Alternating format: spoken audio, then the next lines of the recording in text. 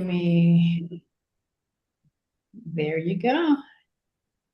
Hello, everybody, and welcome to our first session of Powerful Together. I was going to say something else because I usually work with Franda on a different platform. So today is our first session in Powerful Together, and today we have a very special guest. Today we have Coach Franda Graves. Coach Franda Graves is an ICF professional certified coach with more than 3,500 hours of coaching experience and founder of Franda Graves Coaching and Consultancy Services. She serves as president of the ICF UAE chapter and sits on the ICF Ethics Review Board. With over 30 years as a healthcare professional, Franda brings a rare depth of insight into human development. And as a coach, she specializes in codependency and enabling pattern recovery. Also, as I told you, because I usually work very close to her, I want to tell you that this lady is the real deal. She speaks coaching all the time. She's coaching by nature. She knows how to use all her tools really well. So I'm sure today is going to be a very beneficial session and we're going to enjoy it.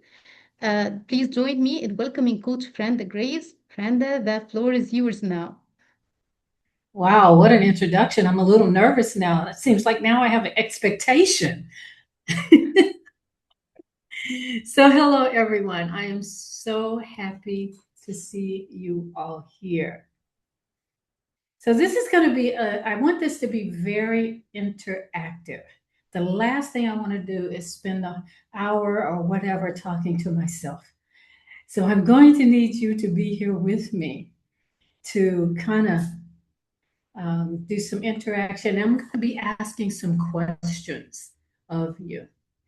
So, Heba has done such a wonderful introduction that I don't need to take much time to introduce myself, except to say that I am a coach that loves coaching.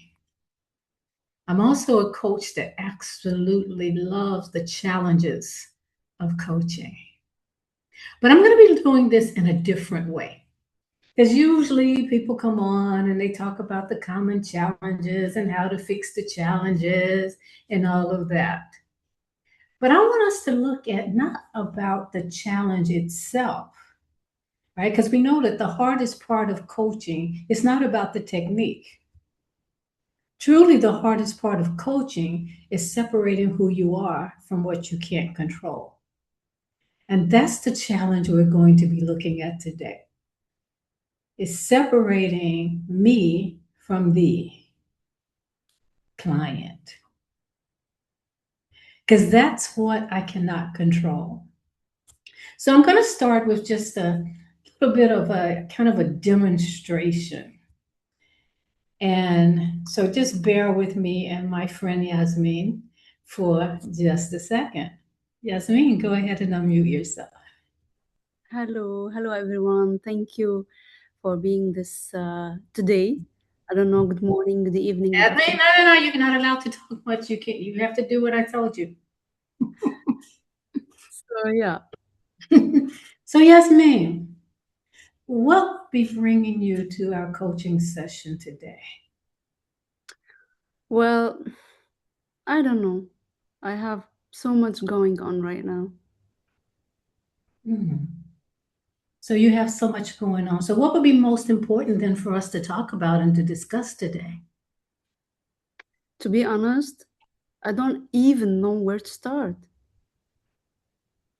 Hmm. So you mentioned you don't know where to start. Where would you like to end up by the end of our time together today? Again, that I don't know. I don't I didn't really think that far. I just knew that I needed to talk. You needed to talk. Okay, so where would you like to start? I don't know, you tell me. Thank you, Yasmin. So that's our first dilemma, our first challenge that we have as a coach. And every coach has experienced this at least once.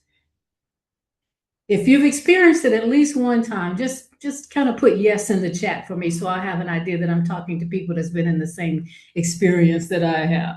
Ah, I see yes from iPhone. Coach Talon. Look, I see yes. Ah, I see a lot of yeses happening.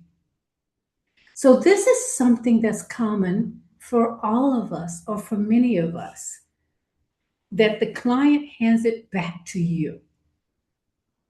And they hand it back to you by saying, you tell me, I don't know.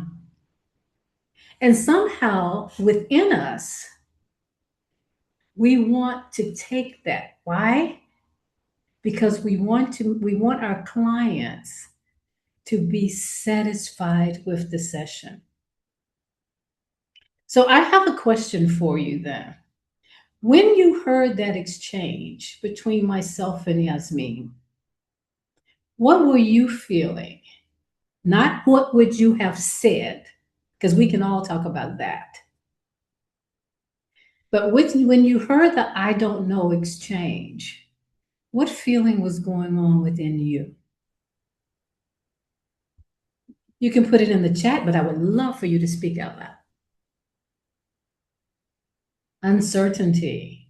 Ah, that's a good one. What else? What other feelings were going on within you? Stressed. I felt trapped. Oh, that's amazing. Challenge, confusion, anxious, helpless,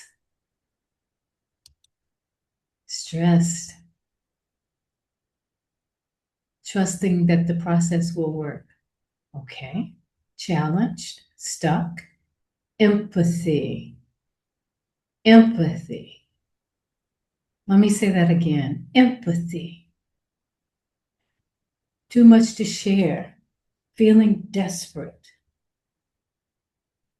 So when you're seeing this, when you're seeing these words of how it felt for you or how it feels for you in that moment, if I were to ask you what made you feel that way, was it the client or was it something within you?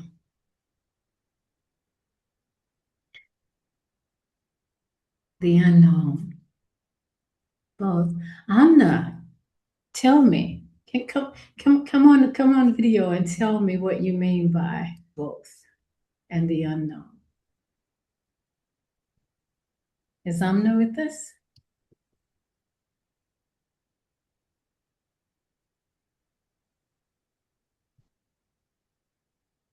Yes.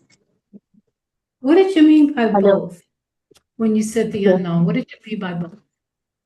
Good evening, everyone. I felt like the client was too much stressed to the point that she wasn't sure where to start, what to share exactly to find the good help. And I felt at the same time the coach just get the same, how I can say that, become more anxious just because of seeing the client is anxious. So the coach, maybe they will feel more stressed.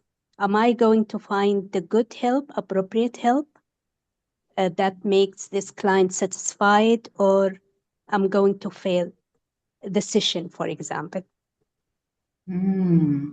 Thank you so much. Now, how I You. don't know that I knew what you were going to say, but thank you for bringing in the first part of my first topic. And let me By share. the way, I'm not a coach yet, but I'm just You're attending the ready. coaching session, hoping that in the future to be, inshallah. Inshallah. Thank you. With the thought process you have, I think you're well on your way. So let me see if I Thank you can very much. figure out now how to share. Okay, I see it there. There we go. Okay. So, what I'm looking at, or what we'll be looking at, are common challenges in coaching, not from what we do, but what are they asking of us? And so, thank you so much, Amna, because many times, and some of the things you saw in the chat itself was we measure the outcome, or we measure our worth or our goodness, or whether we're a good coach or a complete coach or whatever, by the outcome. And the biggest thing about that is your client's transformation, by the way, is not true proof of your value as a coach. Neither is their stagnation when they don't move forward. So, the interesting thing in this, and the interesting question that I'm going to ask you, and this is going to be one of those thinking questions because we're going to come back to them at the end. But when you think about your worth being a growth opportunity, what am I learning from this feeling that I have? What am I learning about myself? What am I learning about how I'm handling this? So unfortunately, because I am not in my web browser, I'm going to have to stop sharing so I can see you.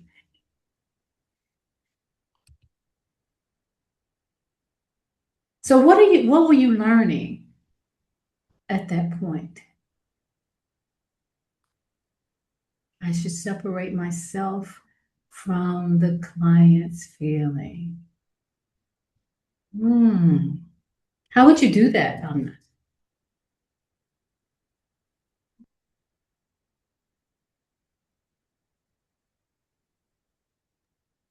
I'm just thinking she's the only Yes. one to speak. Again, I'm not sure how to do that, but I felt that maybe through practicing, I should separate my feeling or have a better control in myself.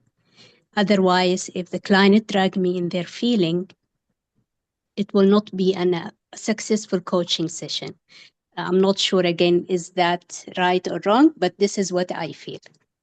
Thank you. Hello. Yes, Hello. thank you. Yes, hello everyone. Thank you. Well, actually, I have a different view. What Amna mentioned is actually yes, you need to separate yourself. But however, there is one thing that is really clear that you need to feel empathy with the client, and you need to understand their feeling. So separation is not to be dragged with their feeling. However, but you as a coach, you still need to identify and acknowledge their feeling. Over. Awesome. Thank you. Thank you. I honestly think some of you have seen my PowerPoints already. Because Colin just said what I was going to say next. I have Because one point to make, please if I go may. ahead. Um, Please. Whatever time we are meeting as a coach with the clients, different clients coming, to get to the bottom of this thing, there has to be a start somewhere. So it is very, very common, not only in coaching, anything, anytime you are meeting anybody, that person, whatever he has brought to you, could be a lot of uncertain thing. We have been talking about uncertain thing. Maybe he is under stress, maybe he is under a lot of pressure and all. So that at times can sway the coach also. The intensity of that emotion could be so high that he can get swayed. So the preparedness of the coach should be that under any circumstances, I will be only holding space, and internally I should be at peace with myself first, and try to, the other gentleman what I saw, they try to understand his issue and then move forward, because coming together, I need to have that 1 hour or 1.5 hour, whatever the time period is there, and so that I can really contribute something which will help the client. So this is the type of feeling. So uncertainty is also on the part of the client. That is one of the thing when you are discussing and I was hearing others. This is what is going on in my inside myself. And I'm glad that you ended that with this is what is going on inside myself. Because we can talk about what we would do, right? Yeah. But the growth opportunity is what we are, how we are dealing with what is happening with us. So Yasmin, you'll be my last one, and then I'm going to go to my next thought. Yeah. For the uncertainty, we need to always be preparing ourselves mentally to disconnect and to prepare ourselves to be comfortable in the uncomfortable and comfortable in the unknown. She saw my slides, I know she did. Which I'm not going to be able to use because otherwise I will not be able to see you all. So the next thing, thank you, Yasmin, for that. The next thing for us to remember when we're thinking about how we are feeling inside, and I saw it written somewhere in one of the chats. Can I stay present with my client's discomfort without needing to remove it? That is very, very powerful. Can I stay present with my clients I don't know without feeling like I need to make the client feel better or I need to add to what the client is saying? So here's the trap that happens with us. And here's the trap that happens as we become more and more and more and more experienced as coaches. There's something we forget. And the one thing that happens with us is the longer we coach, the faster we forget or stop noticing our own pattern. Our map is our pattern. What we think, how we've been doing it, how we've done it all along, how we've managed it or whatever, which is why I did not ask the question of what would you do, as opposed to asking the question of how would you feel? Because what you would do would be based on the pattern that you have established for yourself already. But how you will feel in that moment. Will you feel that you're worthy of being called a coach? I've had so many come back to me as a mentor and say, I don't know that I'm a good coach because my clients are not getting the outcome that I want them to get. What are you laughing at? Because, yeah, we all did that with you. I did it myself. But what we have, and I'm glad you said that, because what we have to realize is the client's outcome does not belong to us. And when it starts to belong to us, we're starting to take ownership with something that we know nothing about. Now, I know that's a scary thing. What do you mean I know nothing about it? I'm a coach. I know how to coach. I've been coaching for years, which you probably have. But have you been coaching this person for years? Do you know everything there is to know about this person? Their likes, their dislikes, their history, what they're not telling you? You don't. So the problem in that comes in when I feel like, because I've been coaching so long and I know so much,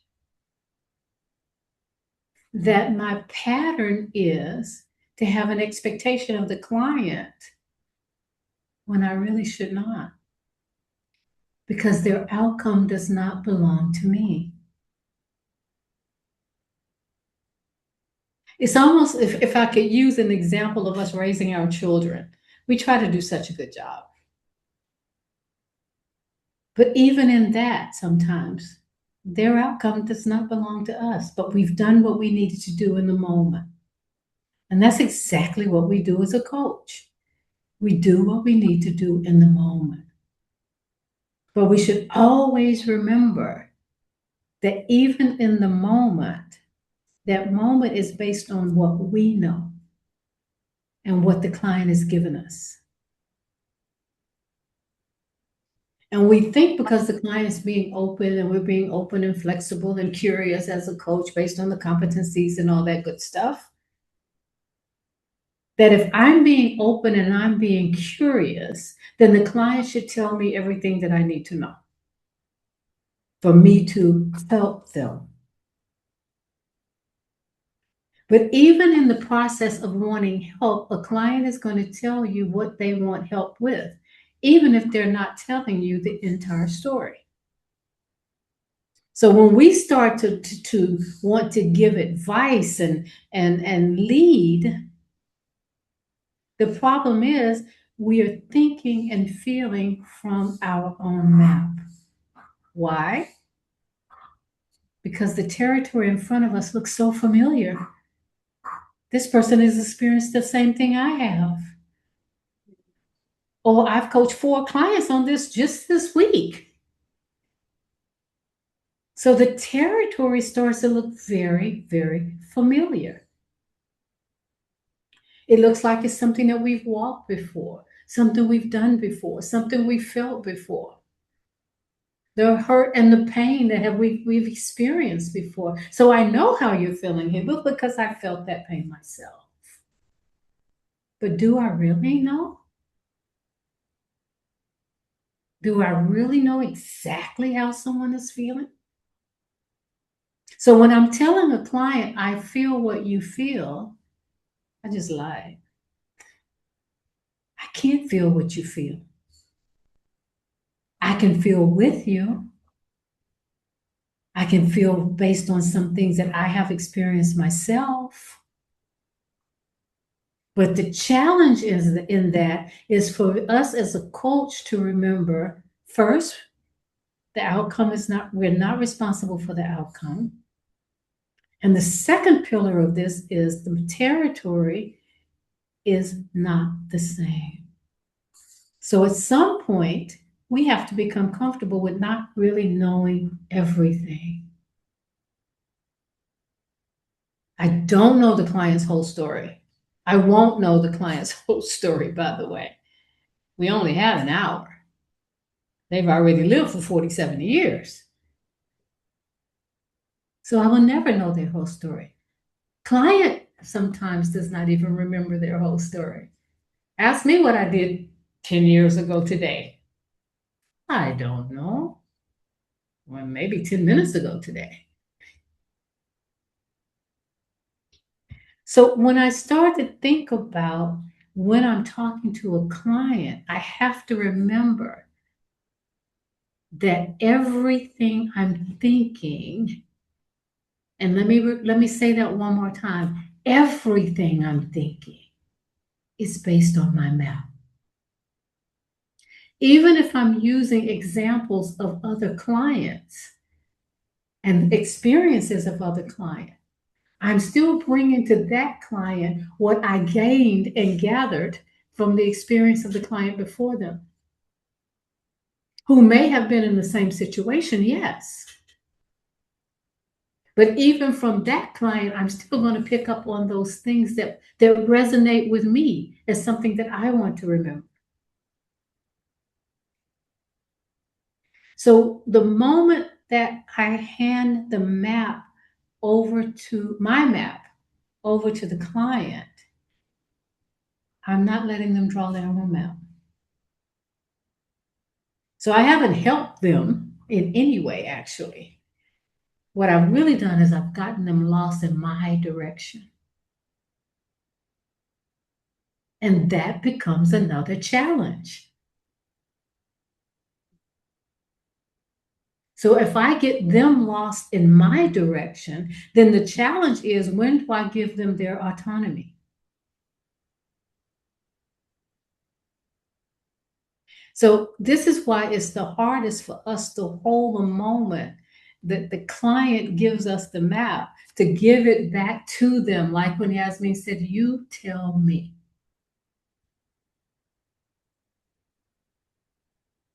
Many times I've heard coaches say, when the client says, oh, I don't know, you tell me. And the coaches, we're so cute. We do some really amazing word trickery. So we say, well, I'm not going to tell you what I think you should do, but I would ask you, if you were to think about it in this way, what would you do? That's called leading in a cute way. Or what if you thought about these three things? Well, whose map did that come from? So I'm still leading in a cute way. So when I'm looking at the common challenges as a coach, one thing I have to remember is to leave the client on their journey, even when it's not comfortable for me.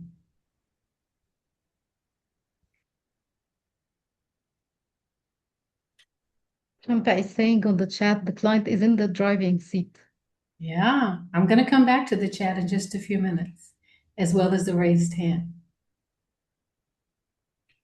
So the point that I want to make before I go to the raised hand and the chat is I hope that and I'm glad to see the raised hand, and I'm glad to see the messages in the chat, because I hope that you're thinking internally. What am I saying to you right now that you can use as a growth opportunity instead of a logistical explanation? Because we all can come up with answers as coaches. You all know that, right? We can come up with an answer for anything. Just ask us. We study well. Exactly. But what I'm encouraging and hopefully encourage, sorry, my voice is going because I'm in a cold room. What I'm actually encouraging you to do is get out of that logical thought process and ask yourself, what am I really feeling and hearing when she's saying these words? That's where the change will take place and the growth will take place, when you're actually getting out of my becauses. Because I can do this, and because it says this, and because whatever. But when I can get out of those becauses as a coach and really go deeper into myself and ask myself, what did that just make me feel? And why am I feeling that way when she's talking about the territory? Why am I feeling this way when she's talking about the map? What is it about this that's resonating with me that maybe I don't even have the words for yet? That's where your growth opportunities come in. When you sit with yourself. Sarah, since you have your hand up, over to you. Hi, Brenda. Thank you for this thoughtful and insightful session, making us think a lot about many things. I just want to ask, so what I'm hearing now is when we're asking questions, perhaps to break down, the many thoughts that are jumping around in the client's head, to break them down further, it could be leading questions, because I'm here in a session, I only have 1 hour. I want to break my session into defining the topic before I move on to the core of the session, right? So this could keep going on and on and on if I let the client live the moment of like throwing the challenge back at me. So other than using tools such as the wheel of life and all. Sarah, can I stop you for a second? Yes, of course. You know what you just did? No. You went into logic. I never said anything about a tool. You went into logic. You went out of Sarah into logic. And that's not where I want you to go on this journey. So would it be okay if we come back to you after a while, after you think about that for a few minutes? Yes. All right, we will. Thank you. And the full point of that is, and nothing against Sarah, that was a very good logical, analytical question, a very good headspace question. Was it a growth opportunity? It was a to-do. And I don't want to talk about what we do. I want to talk about what we feel. And I know that's a whole different way of thinking for us coaches, right? Because we want to have structure. But the structure has to start within us as a coach. It needs to start in a deeper place than my head. So sometimes, and Sarah, you just gave me I'm telling you, they saw my slides. I know they saw my slides. Because Sarah, the main thing that we need to learn to do is to be comfortable with not knowing. I don't need to know the answers and the wheel I don't need to know. The client needs to know. So remember this. If a client says, I don't know, it does not mean that we're asking the wrong questions. I love it when my client says, I don't know. What a beautiful open space they've just provided for both of us. What a wonderful, wonderful area of exploration they've just provided for both of us. Because now we don't have to talk about any particular thing except where I don't know comes from. But first, I have to feel comfortable with myself to say, I don't need to know what they don't know because they don't know. So rather than me trying to push them to knowing, we're in a beautiful place to explore. We're in a beautiful place to just open up a can of worms and just see what falls out and be comfortable with that. So I don't know is not a verdict of your question. It's not evidence that you failed. It may be the most honest place that client has been in a really long time.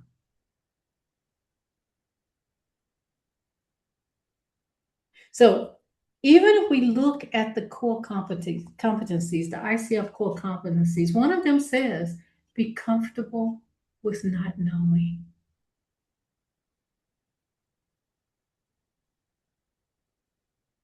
That also means that you should allow the client the same space to be comfortable with not knowing instead of pushing them to know something when they're still on the journey.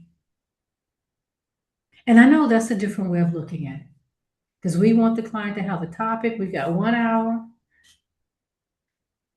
If we're doing a recording for mentoring, we need to get all of the competencies in that recording and all of that.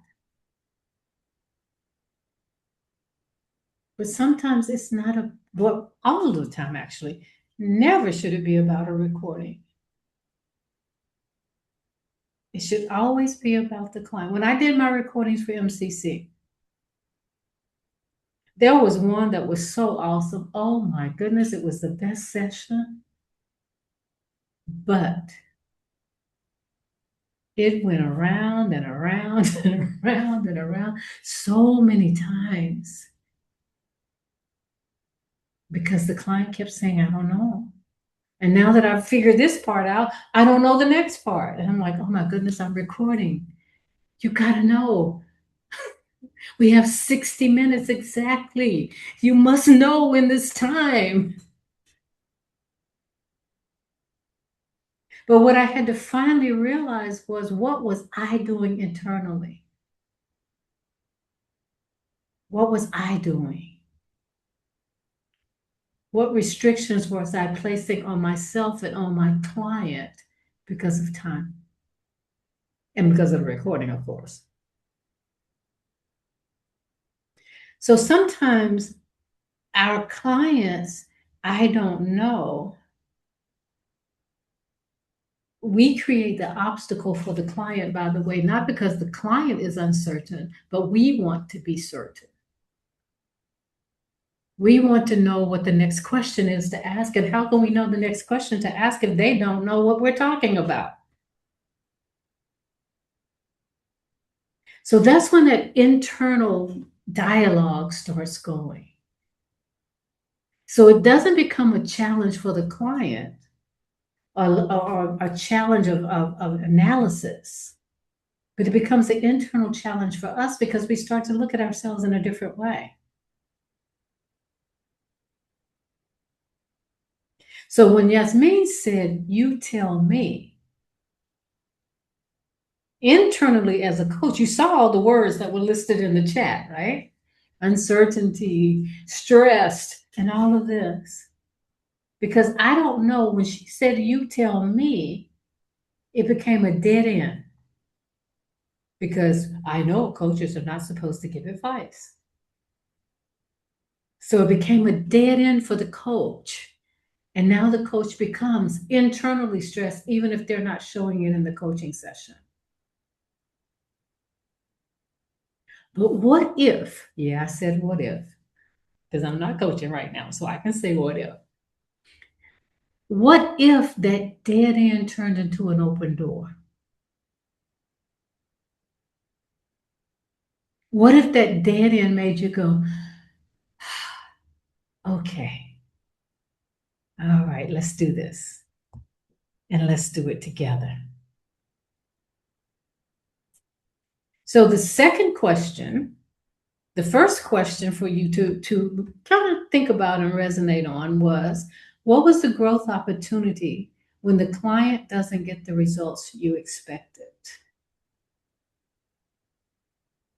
And at the end, Ms. Hibble is going to ask you all these questions. Or I'll ask them. I just wanted to put her on the spot.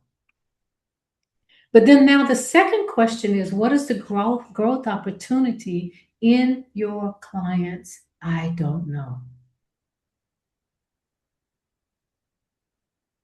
So first you figure out how it makes you feel.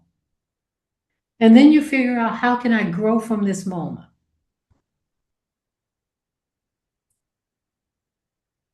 Now here's the next one. And I'm being very cognizant of time, though I don't even know what time it is in Saudi Arabia right now. 8:30? What time is it there? Yeah. I still have time though, right? I'm still good. Yeah. Okay. Stop me when I need to, because you know how I can get. So another thing for us to think about is, many times our experience, right? Because ICF says you have to have 100 hours for ACC, 500 hours for PCC, 2,500 hours for MCC, and then we think we've reached the pinnacle of growth and learning. But the third pillar of our challenges, of common challenges of a coach, is when we make that determination that we know it all now. I don't need to grow anymore. I've been doing this for over 3,000 hours. I don't need to grow anymore. But here's the thing. If I'm looking at any time in my coaching that I feel like the outcome is based on me and my skill and my skill set. Oh, Dr. Nawal, you got it going. I see it. We're going to come back to that. I cannot wait to get into the chat in a few minutes.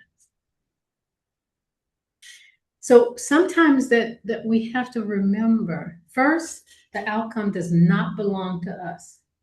It never, ever belongs to us. If you leave and I'm going to get into pillar number 3, but I'm going to review pillar number 1 and 2. The outcome does not belong to us. Therefore, because we want the outcome to belong to us, if the client goes, "Oh, that was such a great session. I learned so much about myself. I had my aha moment. I'm going to take away from this. I'm going to change my life in the next 5 minutes because of this coaching session that we just had." And then 2 weeks later, they come back and you said, "How have things been going since we last talked?" And they go, "Well,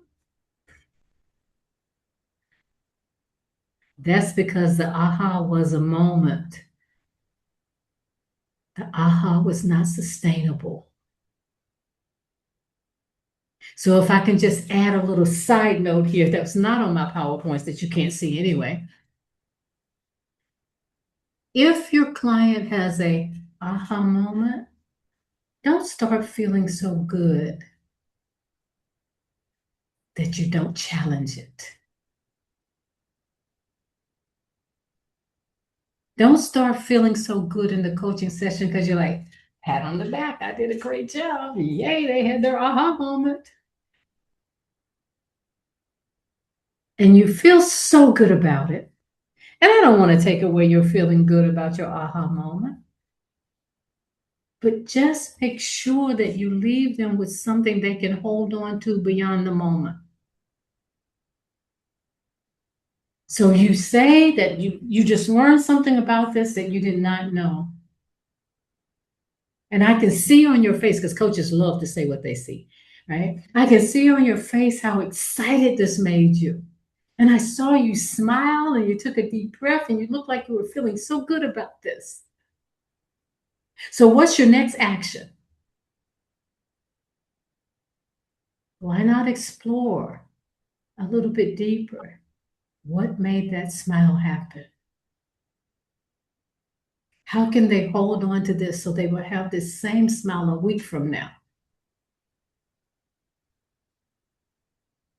What is it about that moment that they can sustain when the potential barrier that made them bring this to the coaching session in the first place pops up? What is it about that moment that they need to remember so that moment comes? So when it happens again, they go, oh, yeah, I remember in the coaching session. I felt so good when I said I could do this. I want to do it again, and I want to feel it again and again and again and again. So don't get so happy with the aha. We love the happy end. Even in movies. We love it. Hiba feels like I'm like coaching her right now. She's like,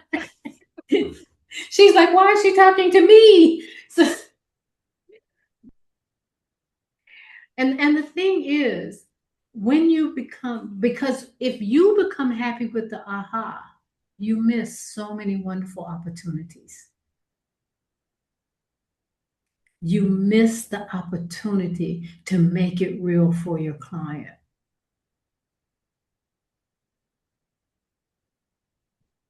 You miss that opportunity to make that client embrace it as a part of them instead of a statement because it felt good in the moment. So rather than miss that opportunity, hold on to it, stay with it.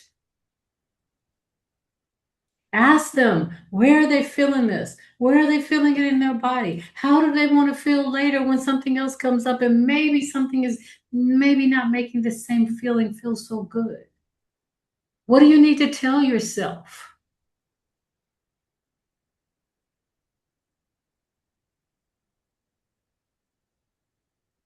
And by the way, and this is and I do mentoring a lot, so excuse me for bringing up the sessions that I've listened to. When your client has that moment, why do coaches stay in the, so what are you going to do next? Your client just had an exciting moment. Why can't you be excited too?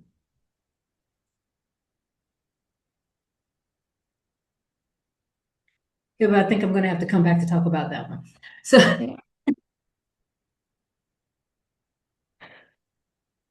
but remember too, in your coaching session, change with them. Become excited with them. So we've talked about how we tie our worth to the outcome. I've talked about the discomfort of not knowing on both sides. Client doesn't know, coach doesn't know. The discomfort comes though when the coach wants to know. I need to understand my client so I'll know what next question to ask. Really? Do you?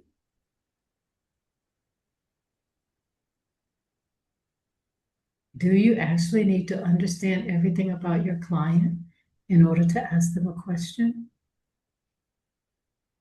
Yet another common challenge, isn't it? I don't know what question to ask. I know I'm supposed to ask one, but I don't know what I'm supposed to ask the client. And we forget that the client gives you the question every single time. Every single time, your client is already telling you what to ask them. The problem is we're listening from logic. And we're listening by saying, what should I ask next? What did they just say? There was something they said 5 minutes ago I should ask a question about. That's all about your map. That's all about your map. When you get stuck, and this is not on my PowerPoint, but you can't see it anyway, so that's fine. When you get stuck as a coach, what do you do? And here, but I'm going to ask you first because you can unmute. When you get stuck as a coach, what do you do? In most cases, I reflect the idea that the client just told me. I put it in a question. Okay, all right. Coach Talal, you know, I always want to hear from you. Tell me. Good evening, Franda, or good morning for everyone, depending on your time zones. I'm glad to be here as well. I'm so glad you're here. Thank you. Well, it's a very interesting question. What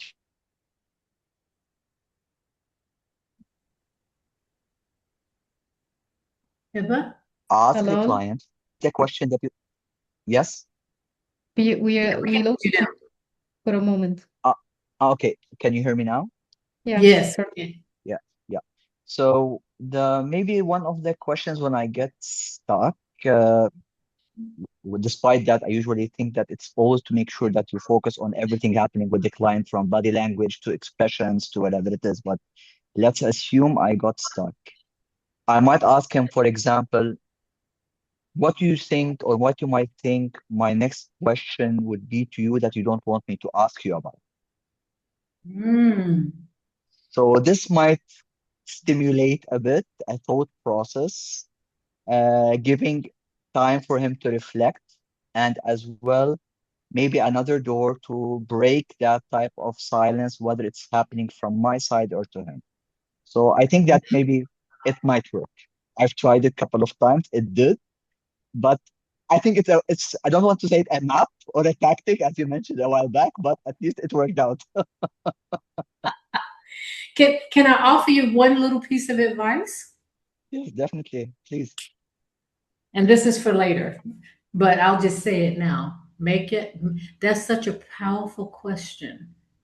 5 words, that's all you need. Narrow it down to 5. Otherwise, you're going to move the client into logic. Sounds Keep fair. them in the heart space. Narrow it down to 5 words so they don't move away from the thought they had previously.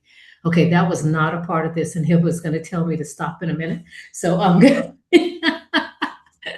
So that was a sidebar, but keep the questions as short as you most possibly can. We learned So, that. Anwar, oh, what did you say, Hiba? I said we learned that from my teacher. I'm not going to tell you who my teacher is, but yeah. Anwar, over to you. And good to see you. Good to see you, Friend. It's always wonderful to listen to you. And hello, Hiba. If I get stuck, I mean, I've tried this. I give some space, silence, and then I hit them with their how about their feelings. Ask about their feelings. It's always, I think, a step they move. So it gives me some time to reflect on what they're saying while they're thinking about their feeling, expressing their feelings. I think. I don't know if it works or not, but sometimes it does work. I'm not going to give advice on that one. Yes, me? And you're the last one, because then I want to, because I know Hiba and I want to make sure we get those that's in the chat as well. Go ahead, Yasmin. Yeah. So I have like two questions. First one is, how would you like me to move you forward, or how would you like us to be moving forward? Second one is, what would you like me to ask you next? I love that second one. I love that second one. Many times our clients want you to ask them something, but they're not willing to say the words or think the thought themselves. So sometimes we can actually ask the client, when we're talking about the challenge of that, is to simply ask the client, what is it that you're not saying that you want to say? Or you put it back on yourself and say, and I like to do this because I like to use curiosity. I think curiosity, two things that I think are the two best things as coaches can do: curiosity and silence. If you master those two things, you become a master coach, even if you don't have an MCC qualification. If you can master curiosity and silence, you become a master coach. So I tend to use curiosity, even with facial expressions and everything. And I may say, Eva, what is it that I'm not asking you that you need me to ask? All right. So now I've put actually put the weight on me, but the autonomy on her. So it's not a Q&A anymore. Right? It's that I really want to figure out, what do I need to ask you? But I need to do it in a curiosity way. That I'm curious of, what can I ask you? I'm at a loss right now. I have a question here, Frenda. This is a very unique, I would say, very critical one challenge you were mentioning and we are doing. And in my experience, if we go back, I felt many times when I first got stuck up, many times I got nervous also. I didn't know what to do. So silence, this is one of the things which has worked for me, I have seen. But framing a question at that point of time, now you suggested something, maybe I will try.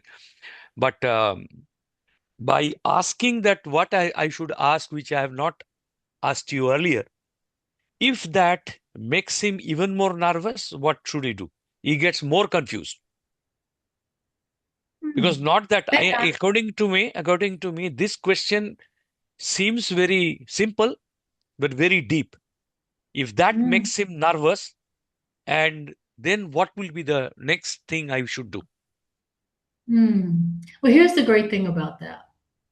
And then I'm going to actually get on track before Hiba makes me sign out or something. Because I love these sorts of things, and she knows that. So first of all, what if is always a hypothetical question, right? I have to figure out what I'm doing in the moment.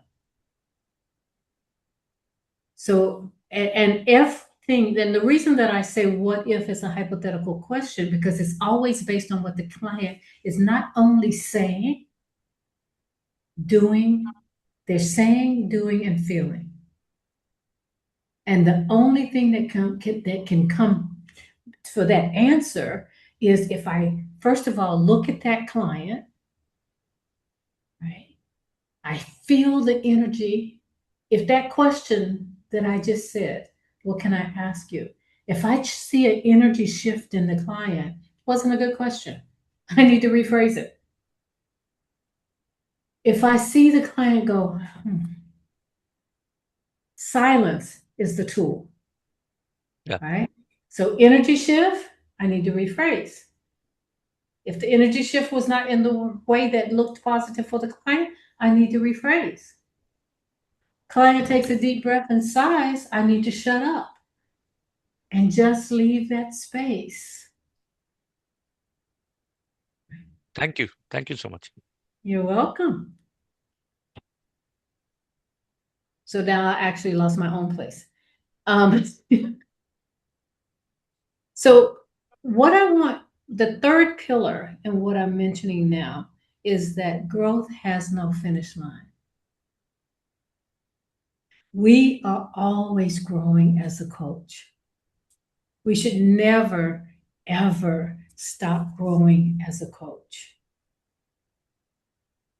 No matter how many coaching hours you have,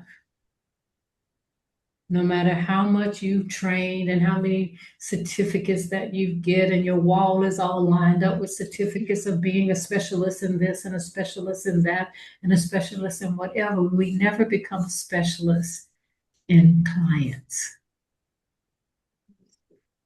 Can we become specialists in human behavior? Absolutely. Can we become specialists in human development, communication skills, communication studies, conflict management, how to ask a question, how to coach a team, how to coach a group? We can become a specialist in all those things. But we never become a specialist in our client. And if we remember that in coaching, when we're talking about the challenges that we go through as coaches, every coaching session that I have, even if it's a client that I've been coaching for a long time, I still say to myself, you don't know this person and you don't know the whole story. So stop thinking that you do. And no matter how much experience I have as a coach, I still don't know the answer. So if I don't know the answer, and if I remind myself that I don't know the answer, then I can remain curious. But the second that I feel like I know the answer, curiosity goes out the window. And wisdom and knowledge, neither of which apply to that client, by the way, they take over. So when I'm thinking about my growth opportunities, there were three. What is the growth opportunity when your client does not get the results that you expected? And this is not the growth opportunity for the client, it's the growth opportunity for you. And I only mentioned three challenges. You know, there's many, many, many more. I just took the major ones. So, what is the growth opportunity when your client does not get the results they expected? What is your growth opportunity in your clients? I don't know. And what is the growth opportunity for those of you that have been coaching for a long time? What is the growth opportunity in the fact that it gets harder to see yourself the more skilled you become? Now, what's my point, my ending point here before we go to questions? This series is called Powerful Together. And those are two very powerful words. If we are powerful together, then as coaches, we need to realize that we need each other, not just for support, but for knowledge. If we are powerful together, then we need to understand that no matter how much experience we have in coaching hours, that we need to support each other and build each other up and help us to understand our own growth opportunities.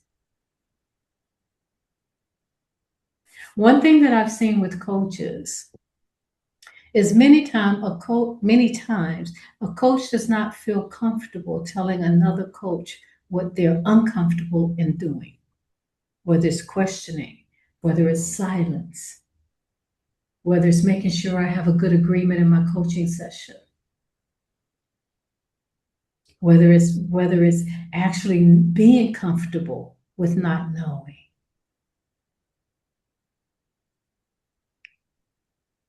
But if we don't support each other to be able to have those conversations, who will we have them with?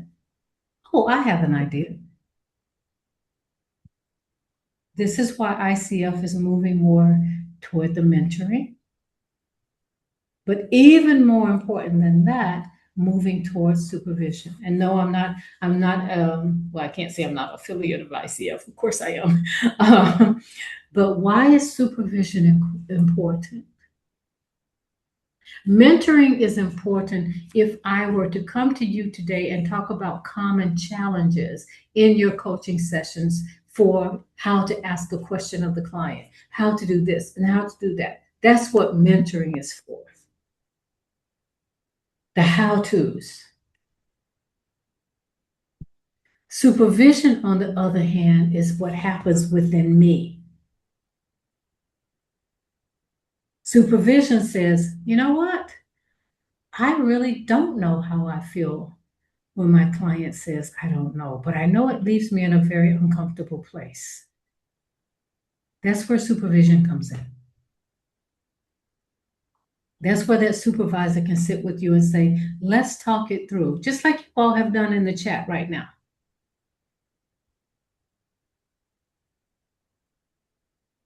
So mentoring is about the how-to. Supervision is about the what's next.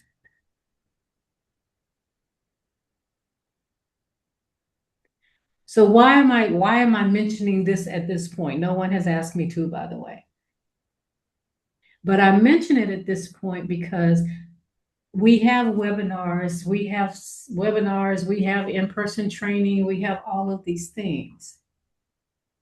But the supervision takes it to the growth opportunities, the internal places that I just mentioned to you, where you can talk to someone and say, you know what?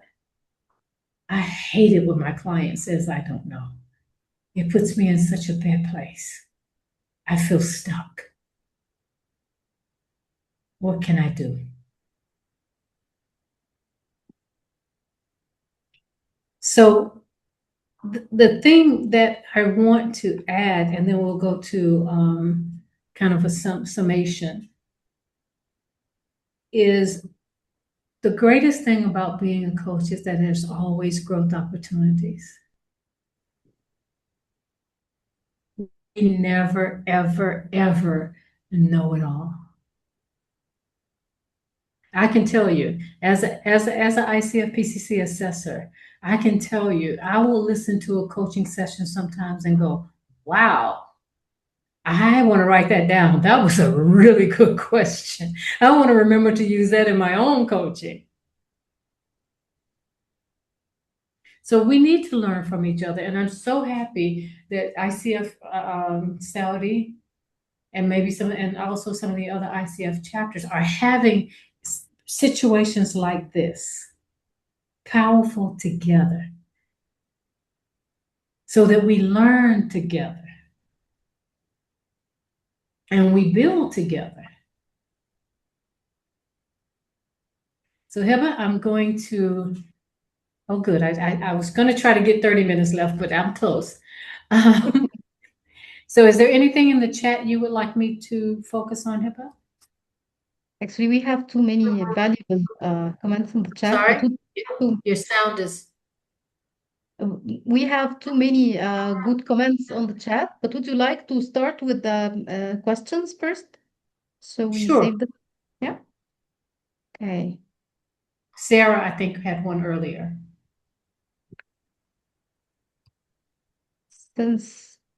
Yeah, actually, nobody has hands up. No, I have a question. I think is a um, whatever Sarah asked you one question sometime back. I will expand on this from a real example what we are doing. Quite So a few, before you ask your question, may I have a request? May I make a request? yeah. Can you bottom line it to the question and not the story? So Okay. that it will No, be but very short. Thank you. understand. I'm saying that in the corporate coaching or the leadership coaching, when Mhm. somebody gives you maybe 10 coaching session in a year or 1.5 year and all. So this 1 hour or it is 90 minutes actually, if we can't come anywhere near because the sponsor keep asking sometimes why this particular thing was a washout. I fortunately Mhm. not many times I faced it, but they do ask. So one side is the coaching, whatever you need to do that you cannot lead. You try to be, if the confusion continues, try to explore and grow. But at the same time, the time ticking away, the persons who is spending money, he is little anxious why it is not, one particular session did not bear fruit. That is the question I have. What was the question? Because I heard the story, but I didn't get the question. What was the No, question? because they are saying that why this got washed out. So the coach, Mhm. what he should do. Well, first of all, well, maybe I should not answer for myself as an executive coach, um, because I would never allow a sponsor to ask me that question, Mhm. actually. Um, and because it's not about me, right? It's about the Yeah. guidelines, the standards, the requirements that have been set up for me as an executive coach or organizational coach. So if it's washed out, what is it that we're not doing together? Right? Do we need to change the goal setting? Do we need to change the parameters? Do we need to change the focus? Are you focusing on one thing and the executive is focusing on someone else? Do we need to have a conversation? So that's where I would start with that because that's a need for a conversation, not for an answer to a question. Mhm. Okay. You know? Heather? Yeah, I actually have a question myself until we get somebody's hand up. So in most cases, when we get to an end with the session, the client shows this aha moment, and in most cases, they just want to, get out of the session with something and to show the coach something. Mm. So we do explore, but then this is not something for real. This is not something solid to build a plan on. So my question is how to differentiate as a coach between a real aha moment and, a just fake one to end the session. First of all, I would never say an aha moment is fake, but I would always remember it's a moment. Okay. So if it's and by the way, it's and I know you've heard me say this before, probably another situation. It's not your business whether it's fake or real. That's not your business. Right? If you're making it your business, then you're taking responsibility for the outcome, and it's not your business. Right? It may be fake in the moment and real tomorrow when they think about it overnight, because coaching actually takes place after the session, not during the session. Conversation takes place during the session.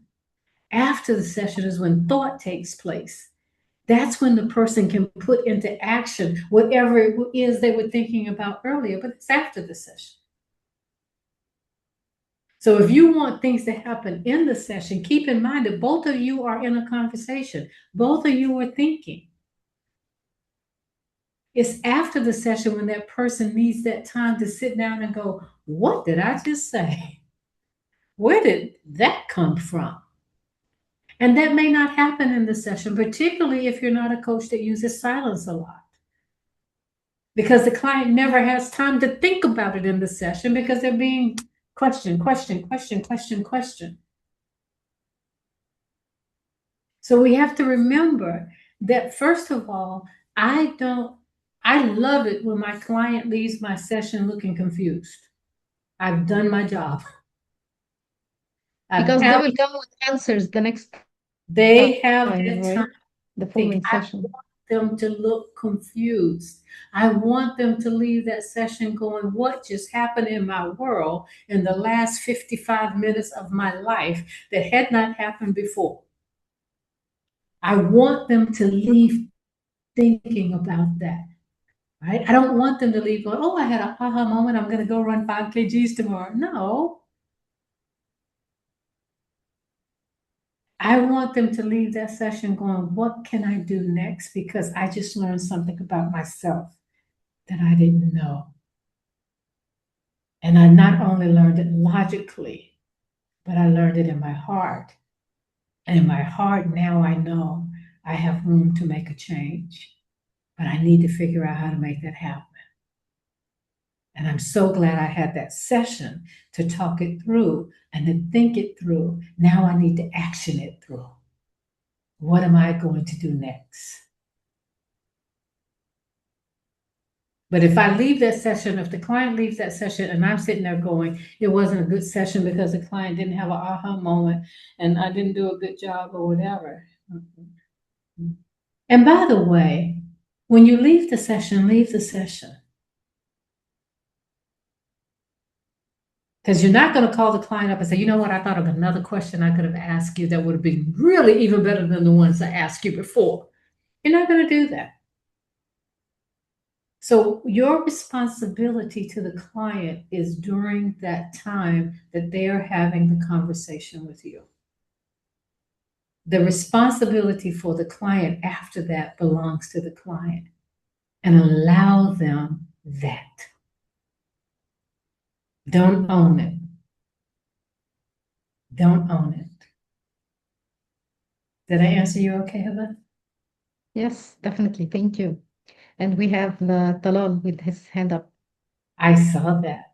Yeah. Talal, go ahead. Thank you, Coach Abba. Thank you, Coach Frenda.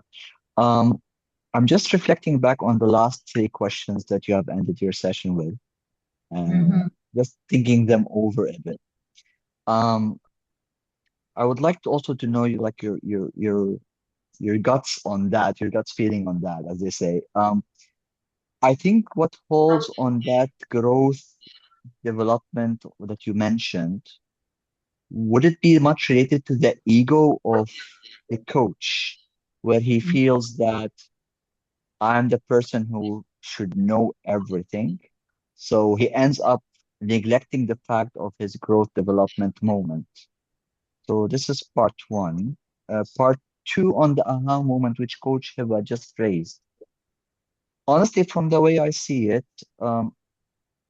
if a client comes and does not show an aha moment or fakes an aha moment, I think it's maybe he's not maybe taking the coaching session seriously, that it's really there for him. It's that space for him that has been created for him. Can I stop you for 1 second? Yes, please. Words create world. Why are you thinking for the other person? Sorry, I didn't hear the question. Sorry. I said words create world. So why are you thinking for the other person? Because you said, I think they're not taking seriously. How do you know? Because at the end of the day, I mean, it's not about knowing, it's about that we're coaching the person, not the problem. So we are here to help him work out what works for him, because he knows himself more than I do, which is the unknowing, as we said, and it's a factual reality.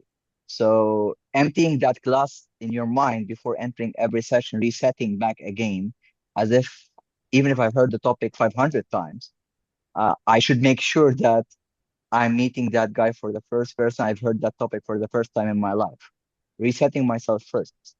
So that aha moment, going back again to that, is something that I should not even think about.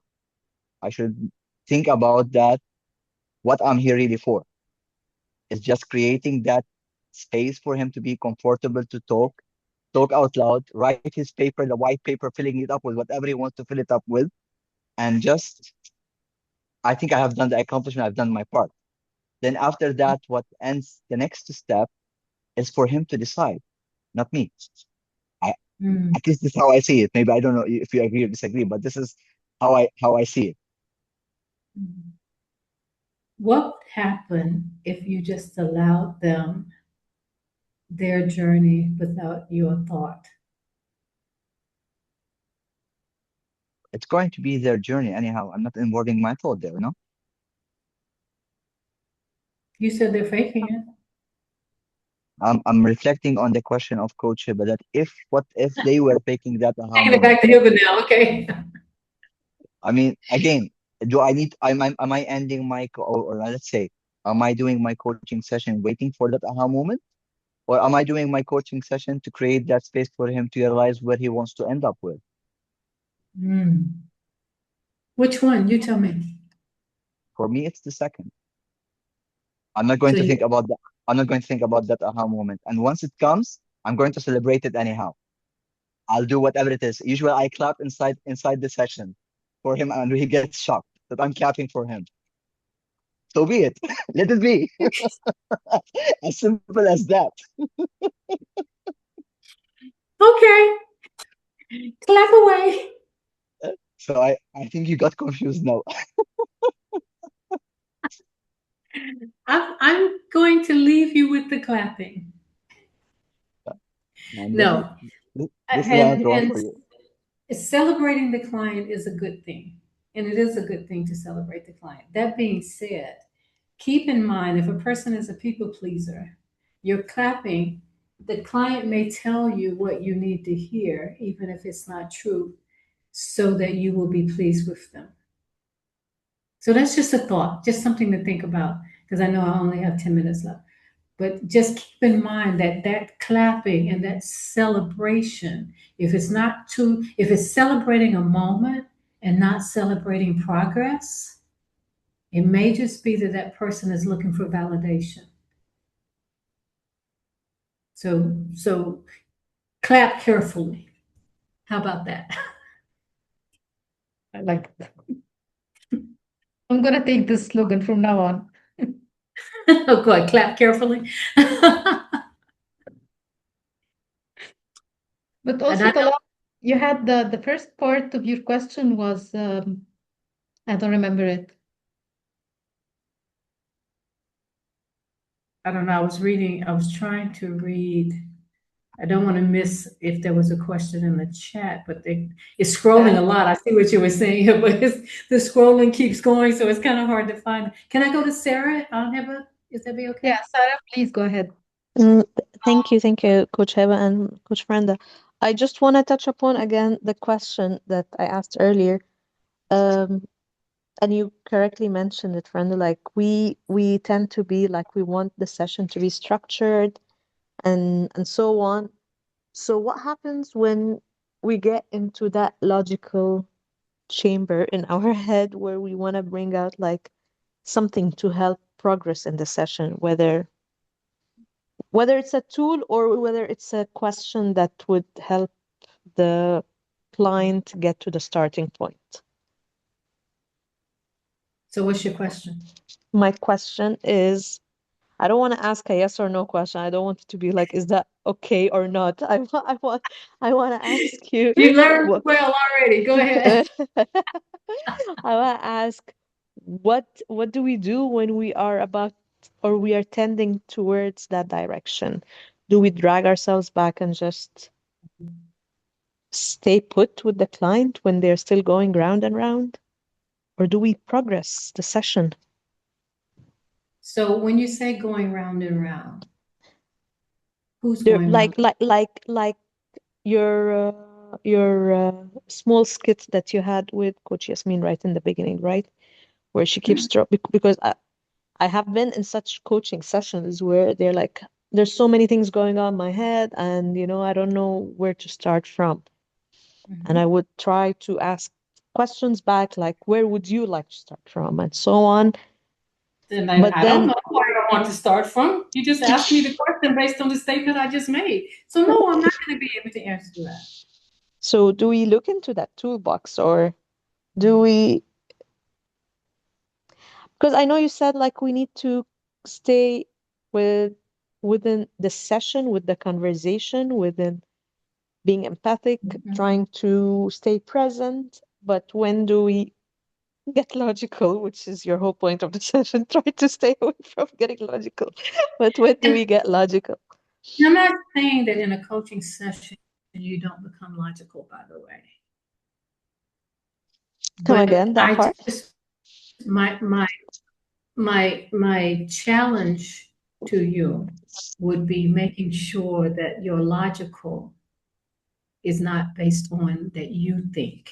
So if you're sitting there in the session and saying, I think this person needs to do this, and I think this person needs to go forward.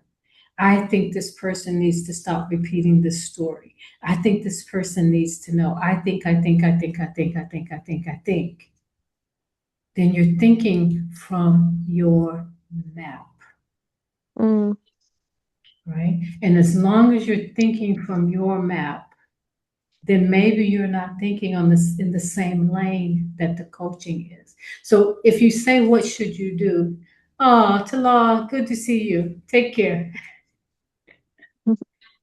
So so I would ask you in that moment to ask yourself, well, how will this serve?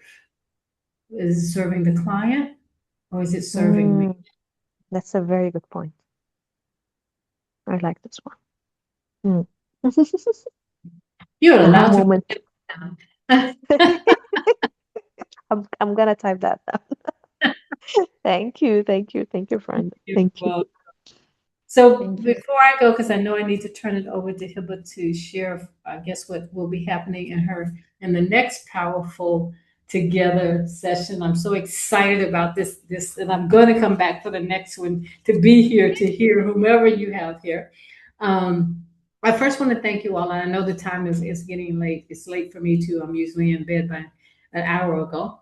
But Sorry about that. no, ما في مشكلة.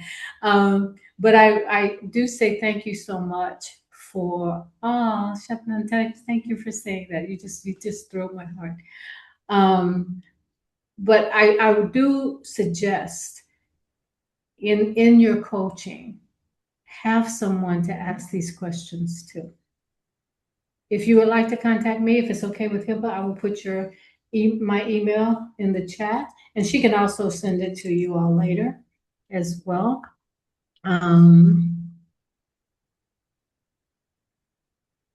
Thank you, whoever iPhone is. Oh yeah, I have a new email now. I have to learn it.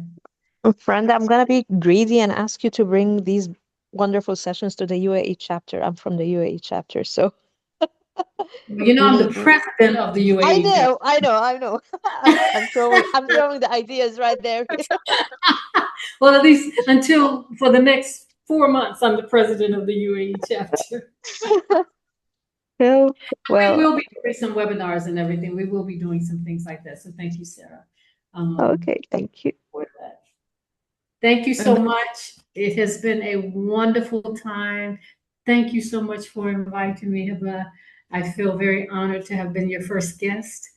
I'll just turn it over to you now. Thank you so much, friend. It has been an honor to have you as our first guest in Powerful Together. And we hope to have you again, inshallah, for coming sessions.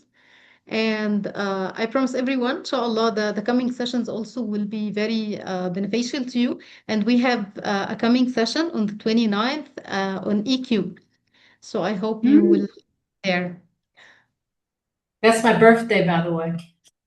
Really? So I'll be with you. They will come to the session. I like that. Thank you so much, friend. That was an amazing session. And Thank thank you, you. everybody. And you have a lot of birthday cakes.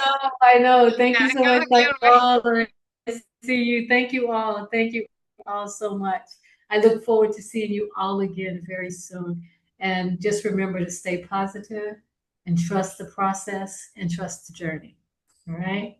All will be well. And thank you, everybody. Have a nice evening. Thank you. Bye. Thank you. Bye-bye.